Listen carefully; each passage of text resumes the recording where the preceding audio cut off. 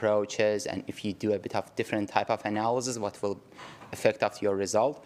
The main things that we are going to check and look at is the link rotation demand. So everyone knows about the capacity and link capacity and the limitations that's in the code, but how about the demand? How are you achieving the demand? So there are a number of methods available in the HERA design example 3404, which is, we are calling it simplified method equations and equivalent static analysis, drift, and also if you can do a bit nonlinear static analysis pushover, and you can check the demands, and also you can do a time history analysis to see how that may affect the whole things. What we are also going to check and look is what is the base restraint effect. So if you have a base stiffness or fixity or pen, how it's going to affect your demands and how it's going to affect your capacity of the whole system, how the effect of strain hardening, and a bit of link length also we are going to look at. I'm just going to look at them mostly about the HERA design example and just compare the different methodology, what will give it the result. And Maryam's going to look at different generalized study and how the different parameters going to affect these things. It's a typical kind of the we are using a V-brace or D-brace, and there are lots of design guidelines, and as I mentioned, including with the displacement-based design. Some people also using displacement-based design method too. So, but I mean, today mostly, I mean, I'm not gonna talk about this one, but I mean mostly about this, which is maybe we need to cover this later. The capacity is, I mean, it's quite clear what is in the code. 8% radians when it is based on equation that we have here. If the moment capacity of the link over the shear is less than the certain point, we are kind of in the shear mode, and we are kind of saying that it's a 8% radian based on for a new design. And if it's more than 3 times of this ratio, we are kind of limiting to 3%, and we are saying that's kind of flexural mode, and sometimes also between these. Which is, if you go to the commentary, it can go to, for the design, it says that it can go to 9% too. And if you go to the ASC seismic evaluation code, it's pushed to 15% instead of 8%, which is, that's the assessment of the existing building. And our C6 also say that elastic plus 14%. So it's a kind of, it is looking at the life safety things and interpreting. I think that's coming from that interpretation. So there's a, I mean, in general, I think what we are feeling is that EBF can go to 15% rotation, and it has a capacity, but I mean, we are, for the design, we are limiting to 8%. But I mean, in general, if you design, which is more than 8%, it does not comply with the code. That is what is meaning. Although it has a capacity based on lots of experimental research being done. Okay, how we calculated demand. This is one of the equations mostly, I mean, people use. I'm not sure how many people have used this equation. This for the, I mean, are you using this equation, or you are using different approach for the link rotation demand? Has anyone previously used this equation for EBF?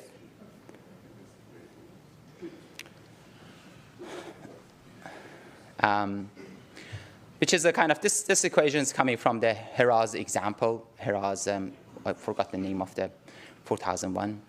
And it is considering the displacement based on the ductility. If you, for example, design ductility of 4, you took the, put that equivalent static demand and calculated that displacement based on ductility, and put it here, multiply by the KD, that's modification factor, and multiply by mu minus 1. So this is a kind of plastic deformation meaning, and how this is mu minus 1 meaning plastic deformation. If you look at the new TS 1170.5, it says that if you multiply by mu ductility, it gives you the elastic deflection. If you multiply by mu minus 1, it gives you plastic.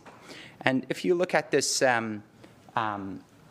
it's also that's coming from here, that if you've got displacement, equal displacement methodology, I'm not talking about the equal energy method. It's a kind of equal displacement methodology that you have elastic displacement equals kind of the plastic energy methodology that you have. This is the elastic design derivative, your ultimate will be mu minus the elastic. And then this part is your plastic deformation, and that's how this is driving and coming from. And this coming is actually there from just one example. I mean, but in general, the methodology that's been defined is you need to calculate your elastic drift, you need to calculate your ultimate displacement drift, and you need to derive for each level and see how that is differentiate between the ultimate and the elastic will give you, which is we call them as an equivalent static analysis methodology. And but this is the kind of the two methodology that I will show you later how that's going to affect your result. If you look at this example from the HERA, and the same that all the links are 600 millimeter, and the design for ductility of 4, and the displacement at top of the roof is 46 millimeter, it gives you the rotation, plastic rotation of 0.4%, and you put in this equation. This equation is from the 3404, but this doesn't come from 3404. This is coming from 3404, and you put it here. It gives you the the demand that you have. In general, if you want to calculate properly this one, you need to calculate for individual story. But I mean, this is a kind of simplified method that is generalize a whole thing is going to move like a rigid body. And if you look at this one, this kind of saying that the columns are going to be rigid, and the whole stories and the different stories going to go all together. And there's no differentiate between them, and there's not much effect. But in general, it's not behaving like this. Different, based on even changing your length, is going to behave differently, and you are going to get different demand. So what we have done, I mean, we said, okay, let's go and look at the nonlinear static analysis. And there are many ways to kind of define your plastic hinges. And let's say that you are defining as a shear mode, and you come and put your yield force and displacement, and then we have got a 600 millimeter, and I've considered here 14% for my analysis to kind of not failure, and I can push the building. In general, I mean, you need to see that if it's more than 8%, it's not comply with the code for the new design. And then you have some reduction of 80% based on an ASCE code. I'm not sure what is C5 is saying, to be honest. I don't think we've got any in new design. We have any definition for that. Sorry, C6. And I have defined them as like a no strain hardening. It kind of goes, but I mean I'm not losing the capacity. It's just going to go continuous. So first I have said that, okay, if I'm just going to consider pushing this by just the plastic deformation, 170 millimeter, not the ultimate one, plastic deformation based on just mu minus 1. And using this equation that was previously calculated for 6%, if I push the building until 117, what will be my plastic deformation? Just note that I have considered here pin-based model. So this is hugely affecting your model and analysis. So if you have a pin-based model and no base strain or no base stiffness, you will see that at 117 you have got a 13% link rotation demand. We have a big story here. And there's no redistribution over the height. And if you push more, I mean, you will see that, it's going to go and sudden failure because it's going to reach more than 14% and drop off the low. And even if this is just a plastic deformation. If you push the ultimate displacement, which is the elastic plus plastic, you are going to reach 28%. And you are also noticing that there is no redistribution happening because most of the loads go and concentrate at the bottom level because there is no strain hardening assumption, there is no high stiffness at the base, and doesn't push the building, doesn't other stiffness help to push the building up. So in general, if you've got a real building, maybe you've got lots of gravity columns, and they have some fixity at the base, or they have a continuous column effect. If you have heard about that, it's kind of lots of study that stiffness over the height is affecting to reduce your residual deformation. That will gonna help and reduce that effect. But I mean, this is assumption that you don't have that continuous column effect and you have a pin base. You don't have that, I mean, continuous column effect always. I mean, if you put the EBF next to the timber frame buildings, that all you have are just the timber columns, doesn't have that base fixity, you are not going to achieve and you are not going to use that benefit. Now let's look at the base restraint effect. So previous was a pen base, now we are going to fix this. I have considered fixed, but I mean, based on a code, you can go to 1.6 times, or even there are some studies that you can 4 times EI alone, that you can go and make your connection, I mean, and get the moment in the column, which is, Maryam's going to cover that. But I mean, let's look at this. If you just put that without changing anything, you are distributing the link rotation over the height of the building properly, and you don't have that because you have a huge, I mean, stiffness, which is pushing the building and helping to redistribute the loads over the height. But I mean, even with this, you are seeing that, I mean, we are reaching to a lot of locations. Sorry, shouldn't be a point here. 11% of 8.7%, 9%, which is all of them is more than all of them is more than 8% link rotation demand.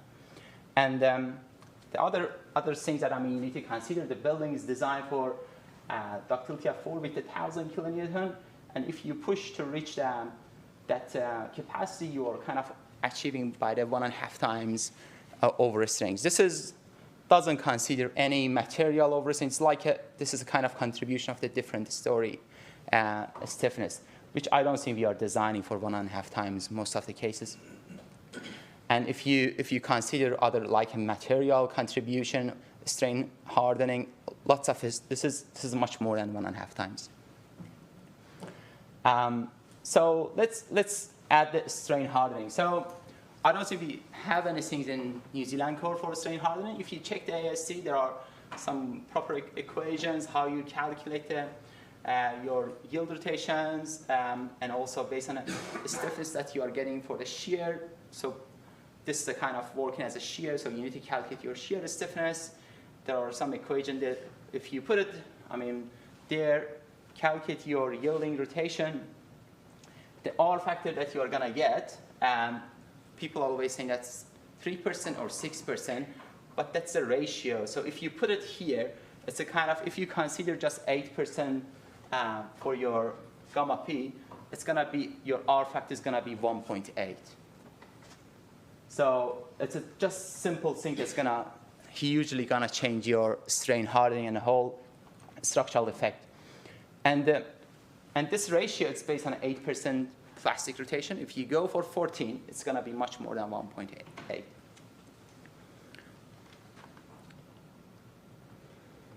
And if you just push this building, this is just pin base. I haven't added the fixity here.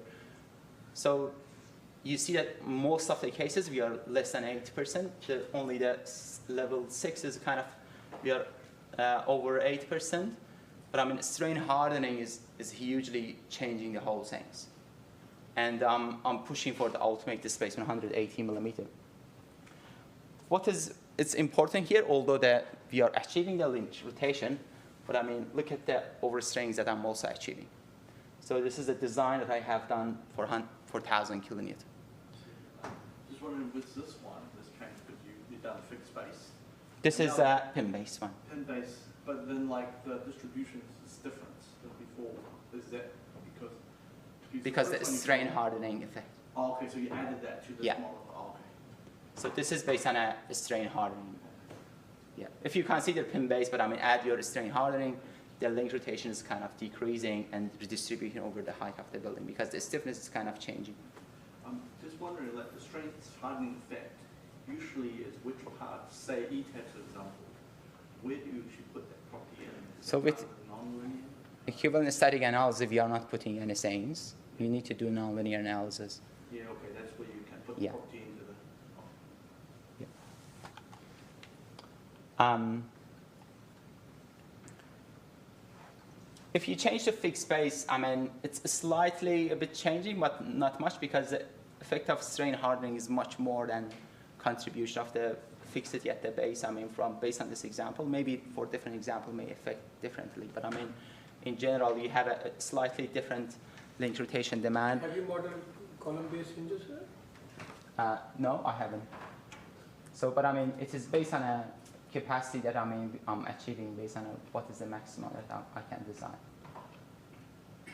It is not. It's not for it's.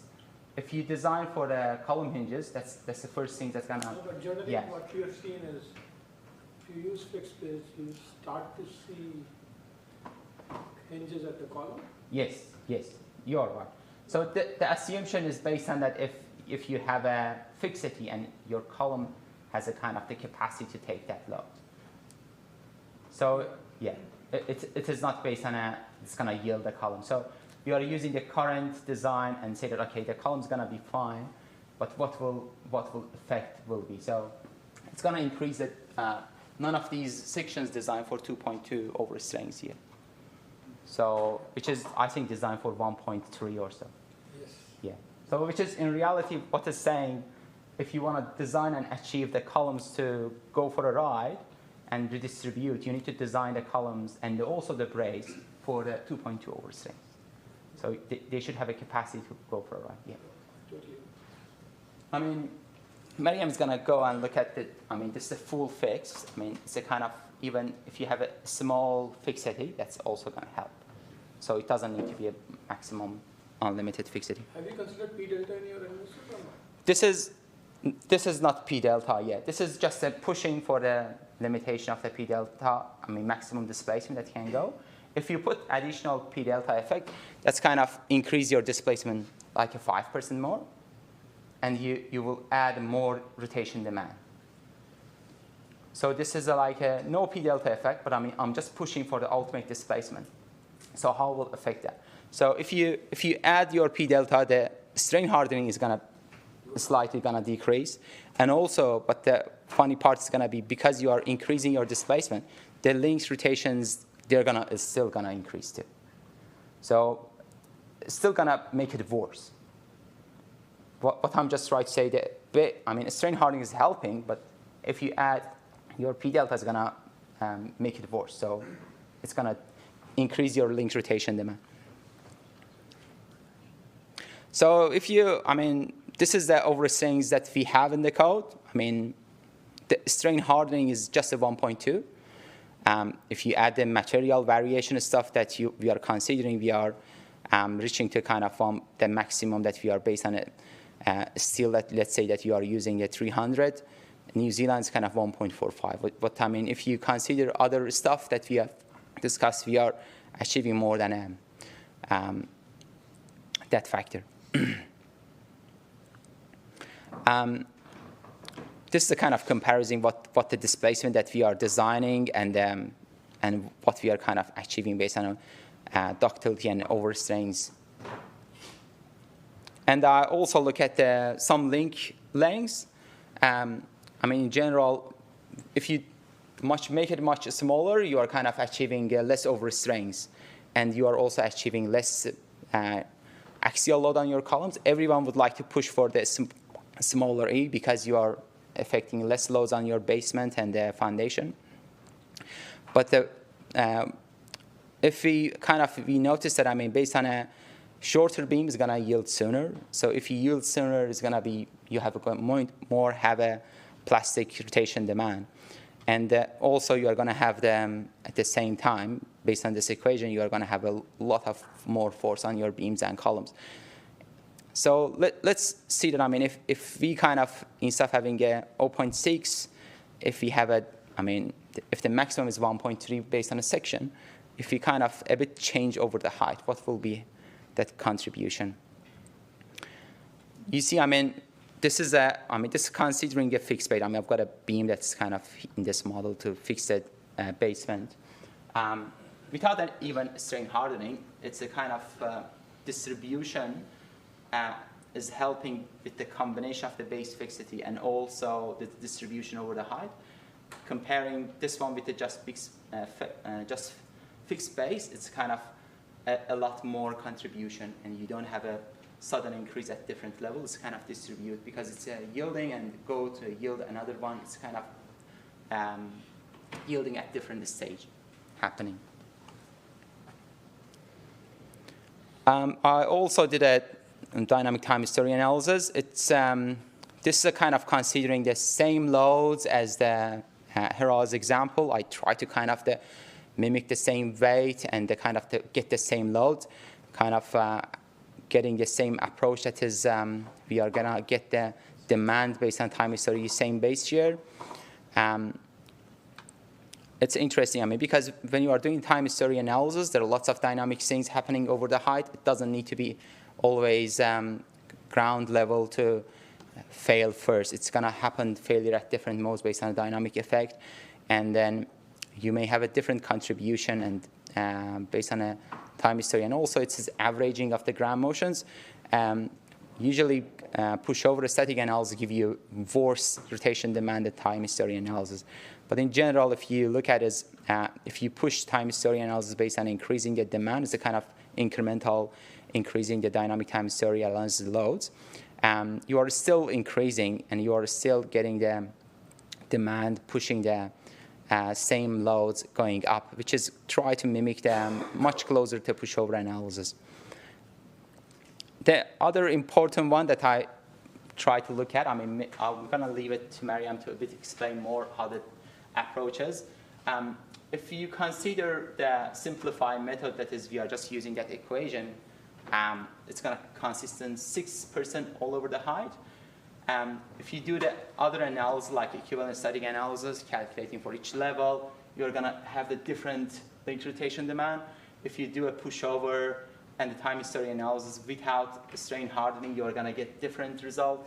If you consider strain hardening, you're going to get whole different story. So what we are designing is not at the moment is achieving the reality of the building that's showing. So it doesn't matter it's a fixed base or pin base. I mean, the current methodology that we have is showing that some cases, I mean, we have a huge big story cases and some sudden consideration of the demands at the different level too.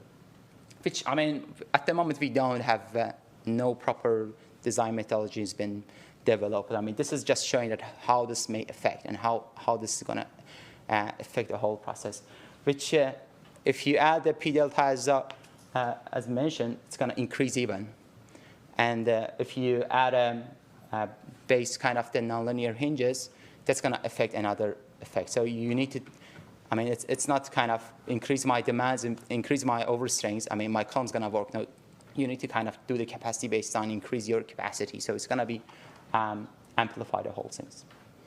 There are lots of other stuff in the code, which is you need to go back and see. I mean, that you say that use more than 1/4 total height of the structure. I mean, there's lots of people sometimes missing, which is I think we need to put them in a location that everyone could follow. And lots of designs also you will also notice that in some cases we don't have stiffness in our length, or we have a interesting architectural at the different locations. I mean, there are lots of guidelines and the codes in the ASC and AISC. That's how it's going to affect. If you don't have a stiffener, your link rotation may be kind of half, which I think we need to have one proper design guideline and considering all of them, which I don't see at the moment we have. Thanks so much. I will leave it to Maryam to.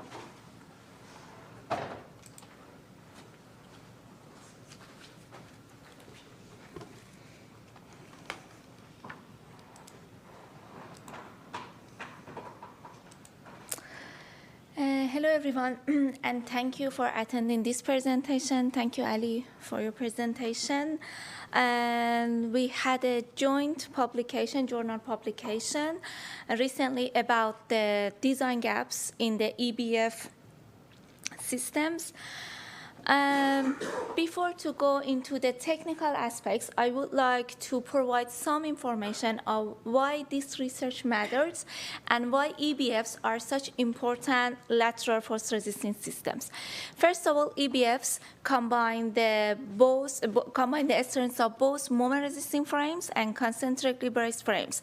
While they can control drift, they can provide enough ductility to distribute the energy.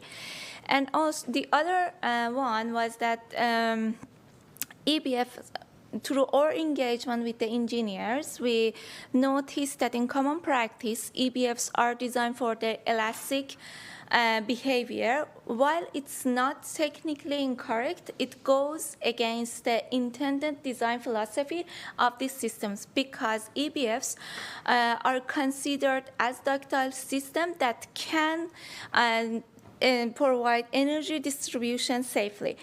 And another one is that HERA guidance assumes an idealized link hinge pattern, but we don't actually have clear understanding how the plasticity can distribute over the height of the building, height of the EBF frames.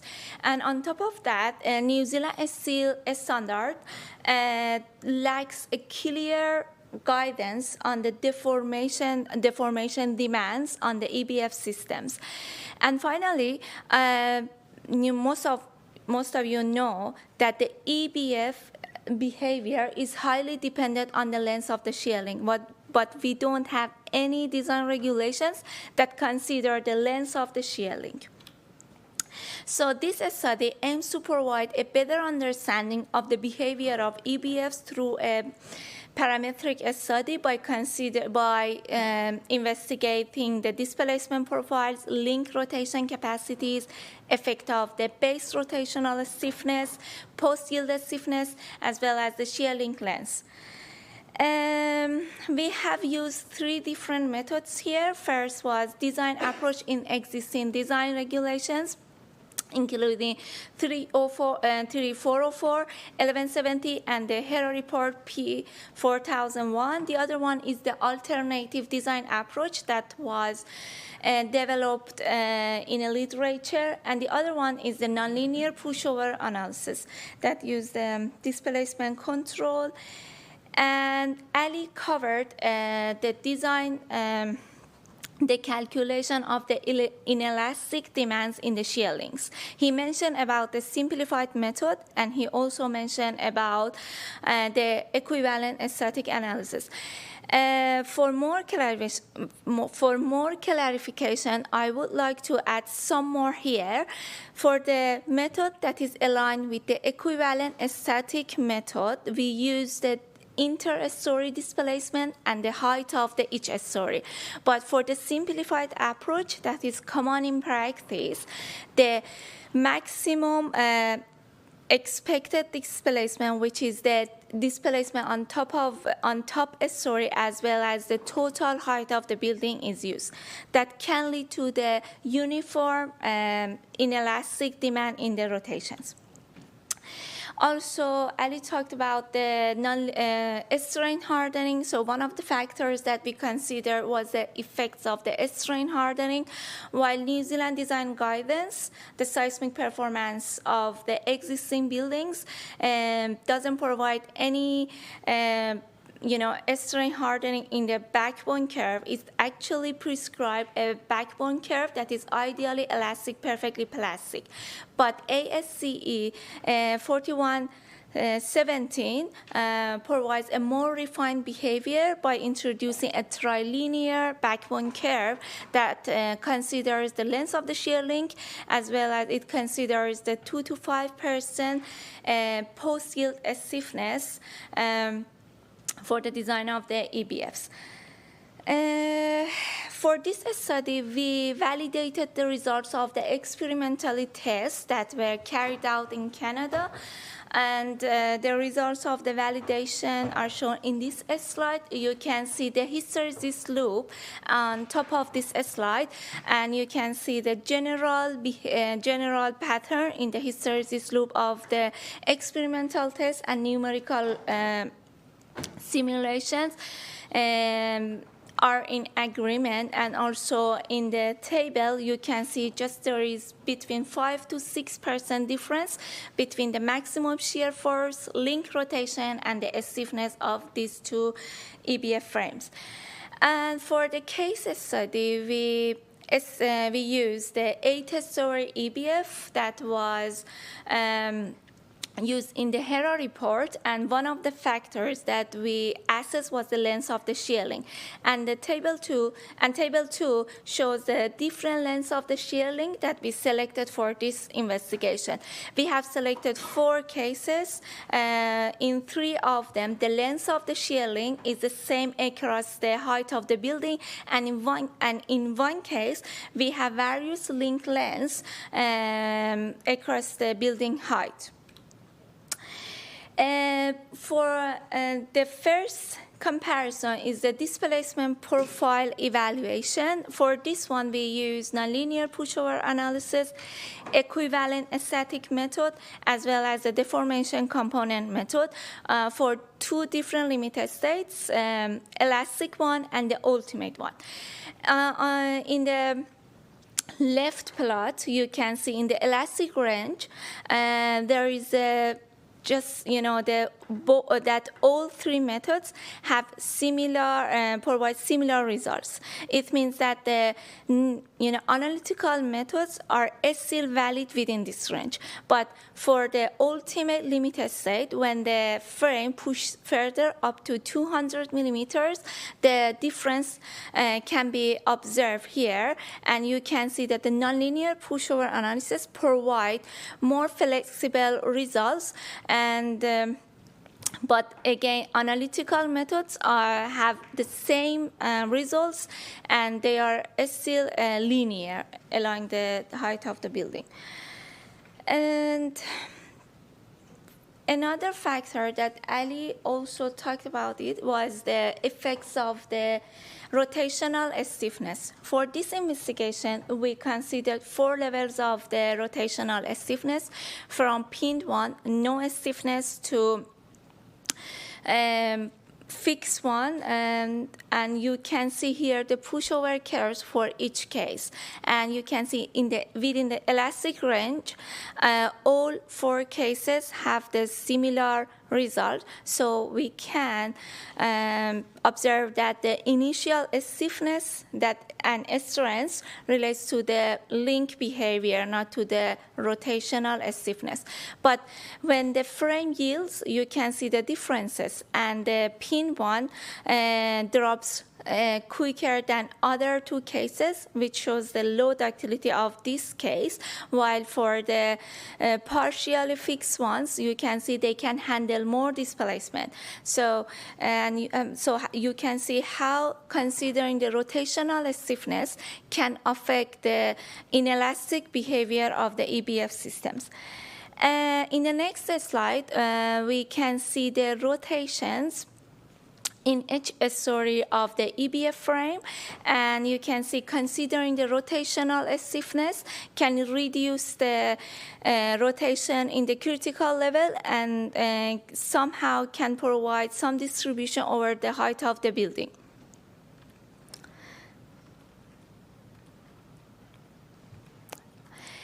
The next factor was considering the post-yield stiffness. And this slide shows the pushover curves for both investigated EBFs with strain hardening and without strain hardening.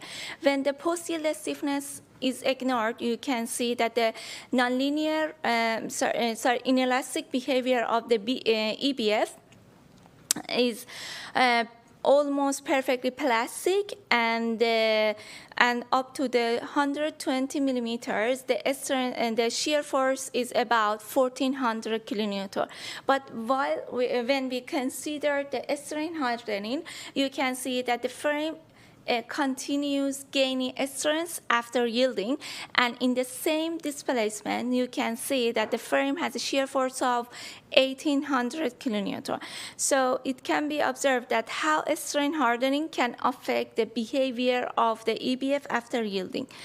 And again, we compared the rotational inelastic rotations in the shear links, and you can see how considering strain hardening can significantly reduce the rotations in the critical story, which is the first story, and can help to the distribution of the inelastic rotation over the height of the EBF frame.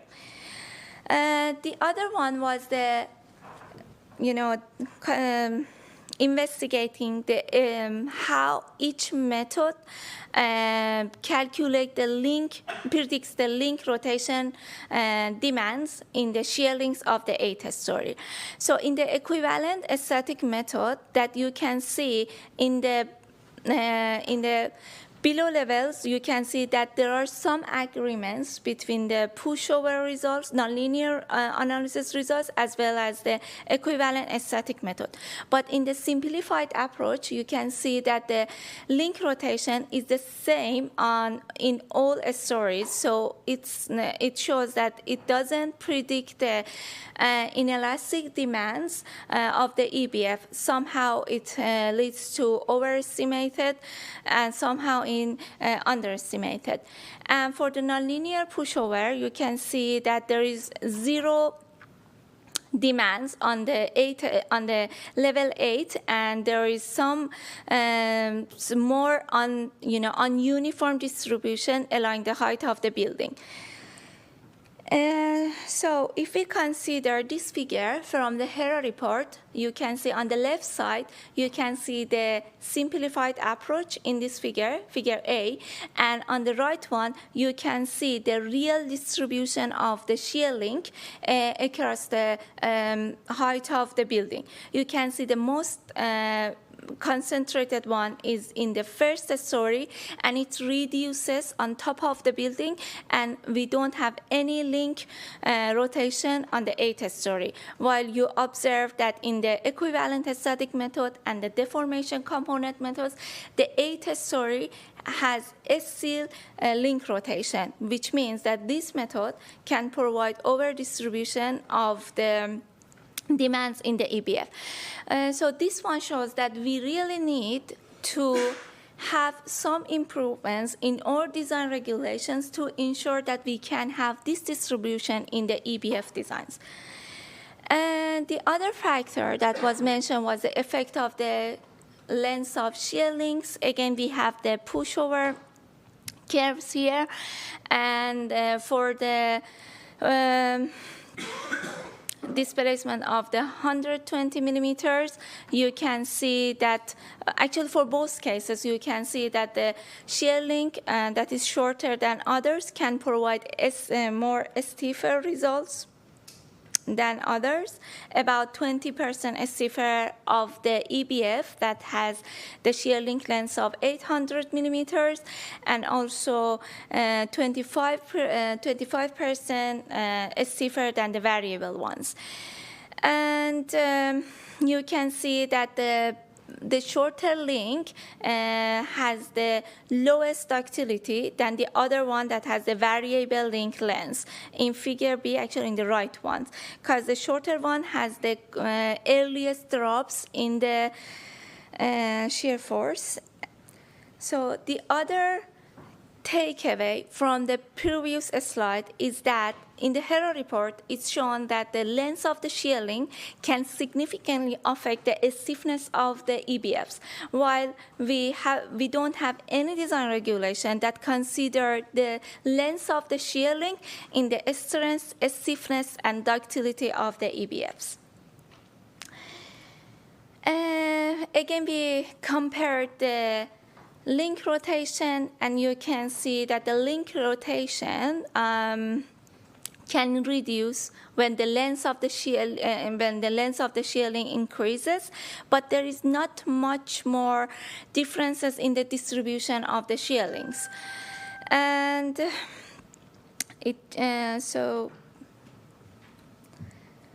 and lastly, what we found in this investigation was that we really need clear guidance on the calculation of the inelastic deformations, and further research is required to understand how post-yield stiffness base rotations can explicitly consider in the EBF design, and how the length of the shear link can be considered into the performance-based design. We currently conducting some research on that, on different aspects that we discuss here. And finally, I would like to acknowledge the MBIE for providing this funding for HERA. And this is a small part of the very big project that we are conducting currently at HERA. And our published journal paper is shown here as well. And if you are interested to know more about the details, please have a look to that paper.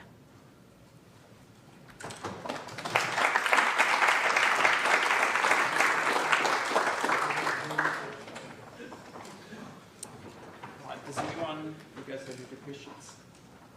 What load pattern were you considering while doing your pushover?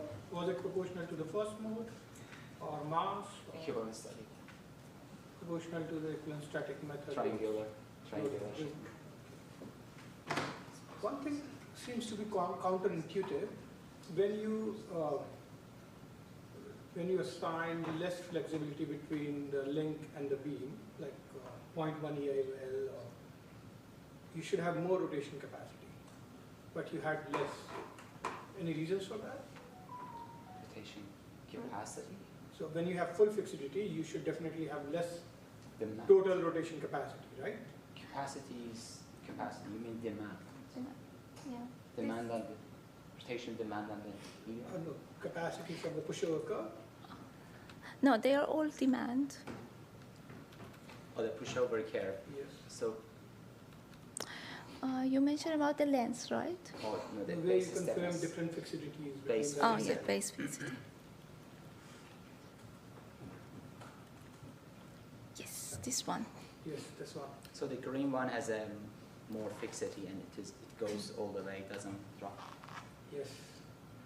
But this is counterintuitive, right? No, if you have got a, so the drop means you've got a more than a, for example, 8% capacity that you are limitation. If you reach them more than that, your strength gonna drop. So base fixity is distributing over the height, but if you don't have that base fixity, This is base fixity or yes, is this no, this is base This fixity. base. only base fixity? Yeah. Yes, no strength. And which is modeled linearly. Base fixity is modeled like an elastic, yeah, linearly, yes, That's- yes. But you can't correlate this to the pushover curve. So it is a kind Unless of it's the, non-linear. so the code is, if you look at it, it's got a, you can assume kind of 1.6 EIL base fixity. So it's a linear base fixity in the code. For linear method, not for pushover. So 3404, it is, you are assuming, but you can get that moment based on that.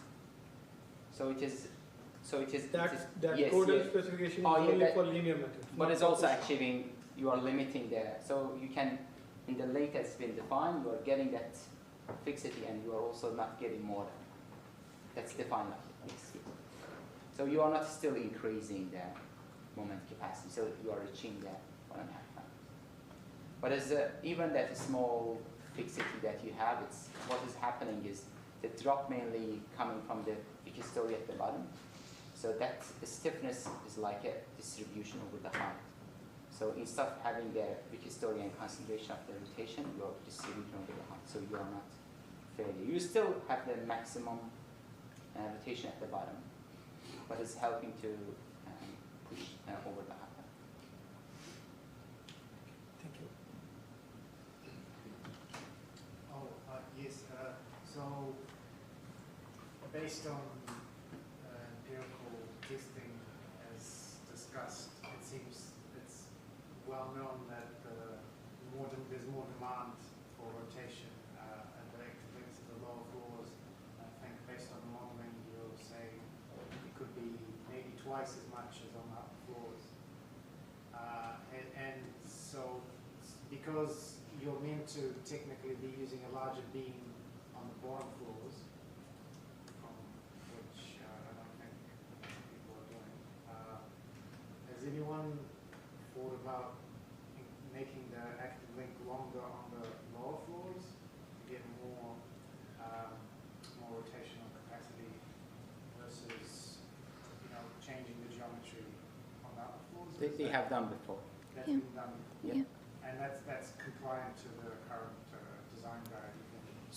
Yes. So if you, there's a limitation. The equation says, I see 1.6 times temp moment capacity over V. 1.6, yes, Yeah. moment So- over 6. For example, for 310, you can push to 1.2 meter. Okay. So you don't need to stay in this That would 600. That would be okay to have slightly longer active links at the Yeah. bottom. So you can even have more than that. It is gonna go to behave moment, flexural behavior More than a like shear. But this flexural behavior is also possible to do design. And to be honest, it's been also designed in New Zealand. A lot of buildings been designed flexural mode, like a 2-meter shear link. It's like working as a moment frame, but it's more stiffer. And you have a less overstrains too, because moment frame has got a 1.15 overstrain. So in some cases that even in Biographies design. But you need to understand what will be the behavior. So the behavior is not unfortunately, just doing the elastic analysis is not going to give you the result.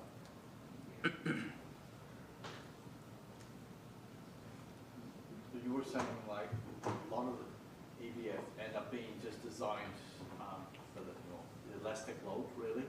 So this is why you see a lot of them are just beams, struts, and the stiffness. So without the sacrificial active link, but the intended way was to actually have a little link between the main elements, right? So that's the one that has the plastic deflection, and you can remove it, repair it, and it dissipates energy. So that's what this is more linked to enable to actually make use of those sacrificial links. Because those photos I've seen, like a lot of the EBFs, it can't even be done, they can't even behave that way, right? Because they plastically deflect, you can't repair them, so. The detailing is always it's a lot of having a meaning, so you need to detail that properly to act like a proper shear link. So a lot of the ones didn't even intend to even behave. No, there are lots of good design. There are I think there are some cases that's kind of old existing buildings that you will notice. But there are lots of good design that they have designed properly. So, but they're not supposed to have plastic, it's not supposed to yield on those special links. Because I see this one element, one full element. So if you have those deformations, then the building's going to ruin, you can't repair it. No, still you need to cut them and then weld them. Okay. Still the yielding because of the brace is gonna Yeah. it's gonna happen in the middle. Yeah. It's Okay, so they could potentially cut that part and just Yeah. weld some. it's much difficult because of you've got a slab's gonna go a bit this way or that way, and it's still possible. Yeah. Sorry, you've got a With the base fixity, aren't we forced into having a fixed base by the guidance given us that says there's you nothing. have to design there's a DCB one that was a supplement to R476, I think, where it says that the base fixity of an EBF column has to be designed for moment capacity, the axially reduced section moment capacity. So Doesn't that force you into a fixed base anyway, unless you're doing a purely pin connection? So there is a kind of the minimum gravity column sayings that you need to achieve always, which is, it is not a kind of if you go to seismic part of the 3404, it's not properly mentioned that it needs to be designed. But as in general, if you look at them, you always need to achieve the base fixity for the whole building to give you a bit of the continuous column effect. For all the gravity situation, you need to have the minimum base fixity, which you are right, but it's not specifically properly saying. So most of the design, most of the people are not considering. That's what the guidance says. If you look at the design, It says that you have the EBF columns, it gives you the explicit forces for an EBF, base of an EBF column. if you look at the design example, which is, typical HERA's design example, if you look at the moment at the base of the column, it's minimum, it's nothing. Yeah, but don't you need the You base need to it. yield to get the mechanism to form? To Yes, That's what So we are therefore, showing. Yeah. Shouldn't that force you to have a base Yes. design moment connection at your base? That's what we are saying, that you should have it. So, but lots of people, they are not designing. Yeah. You need to consider. So you should be designing for base for Yes. actually reduce section capacity Yeah. base and moment anyway, Yes. because of the fact it's So, in general, what is happening, I mean, the base connection detail or design, sometimes I have seen even a lot, they are just, they can design it even if they have a pile. They are kind of designing and detailing for the pin connection pile sometimes. Or they are putting a detail in a way that makes their base connection much kind of smaller, or kind of a bit reduce the demand. So try to kind of make it simplify. Although they can't achieve without any moment, but I mean, they need to design somehow, but they are detailing in a wrong way. Yeah, but as soon as you have a decent axial load on a column, you're going to have your bolts spread out, which is going to force To if it's a, achieve if it's a Yeah. base plate type. Yeah, Your bolts are going to be an arrangement that's going to force a moment connection at base. to achieve that. So therefore you have to design it based on the column yield. Yeah. Yeah, but I mean, that's what I'm saying. Sometimes the way that they are achieving the top of the base connection, but when they are designing and detailing at the foundation level and connecting that section, they are kind of making in a way that make it 10. In a kind of the pin connection, I mean, top free head pile, and with detailing in the ground beam that they are not detailed for the transferring the base fixity to the bottom. Still, the base plate is fixed, but I mean, how about the transferring to the bottom? Sure. So which would be just the shear you've got to take out. Yes, in general you need to. They are also, maybe they are also considering it, but they are not putting in their design. They are not considering that they are going to contribute. The model, the behavior, they are considering they may already exist, base fixity, but they are all pen-based model. It's interesting. So if they even, that's what you are saying, they need, I mean, they can't design without base fixity yet. It's base fixity there, but they don't model or they don't behave the whole things based on that. Which if, that will affect your period, which if you model them as a pin base, that's gonna usually affect your period. And that will gonna affect your loads.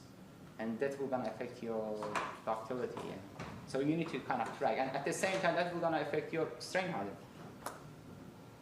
Or other kind of, as I said, even for the overstrains that we got just from the distribution over the height for the base, it's kind of reached to 1.5 without overstrain hardening. Separate question. You mentioned that the shorter link has a lower ductility Yes, they are because it stiffer. falls off quicker. Yeah. But does that take into effect the fact that it's stiffer, so therefore it has a smaller yield deflection as well? Because that kind of, on the graph you showed, Yeah, kind of it's- counteracted that had Yield similar similar. ductilities. Yeah. This Yeah, one. This one. Yes. It looks like they'll have, the shorter one might actually have more ductility, even though it fails at a smaller rotation, a smaller displacement. It's far stiffer, so it reaches its yield point at a lower displacement, so it goes a lot quicker. So doesn't that counteract, doesn't it? I think that more ductility? the only difference will be The stiffness. the stiffness distribution if you consider the whole structure over the height. Yeah. So that will, at the end, you may end up, although this is kind of yielding here, but the proper force yield is gonna sit in the middle. You know, you are considering them. If you put a bilinear, what do we call it? Simplified bilinear. That will, because of the distribution over the height, it's kind of pushing the whole things to come a bit, the whole building. So what would you use as your slope of the yield one? What would be your 2 points to govern that? Because looking at that, that still forces the shorter length to more ductile. But I mean, it's kind of Because fair. it's relatively Yeah. flat. If you look at just before, you take the stiffness just before yield, that's relatively flat, and that's going to show the shorter length is far more ductile. I think it should be. I mean, maybe we need to properly show, you know, bilinear curve to properly show that. It's part of. I Depends don't entirely answer. how Yeah. how you define How the it's stiffness defined of as your stiffness. post-yield. I think there are a lot of Isn't it factors hard? may affect, in my opinion. I mean, we haven't considered the P delta that can a lot contribute in the post-elastic stiffness. If it's a flat or not, and if it's gonna fail sooner or not. And but what is exactly showing is yield sooner, as you mentioned. Yeah. Yeah. But also the shorter length would be stiffness and therefore less P delta, wouldn't it? Less P delta. So Yes. therefore Yeah. the longer length is even worse when you consider P delta. If you go for a P delta, yes. But I mean, we'll distribute more. But I mean, we haven't looked at it. Yeah, Yeah. You vary the link length as Yeah. the ideal case, but it should be starting the shorter length. Shorter lengths too. It should, yeah, you should look at the lower end of the Yeah. spectrum rather than.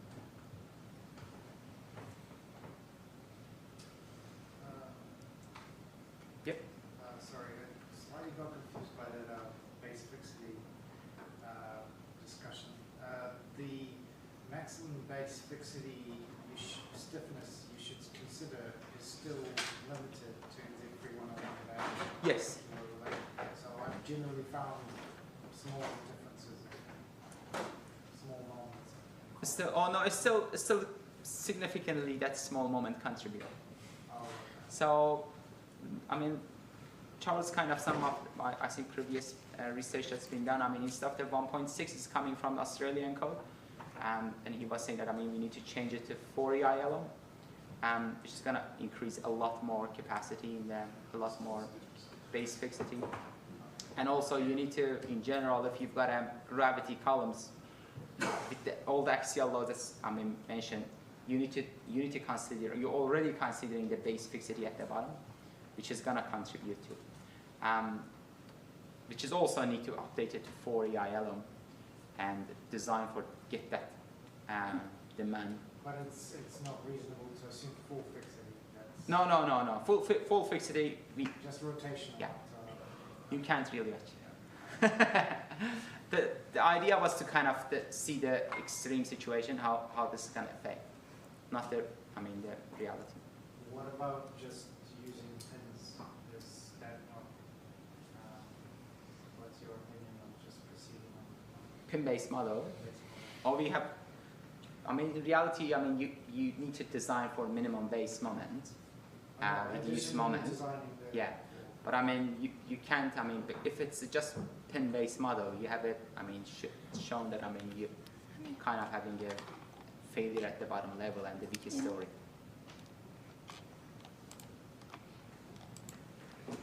So it's conservative. no, it's not conservative.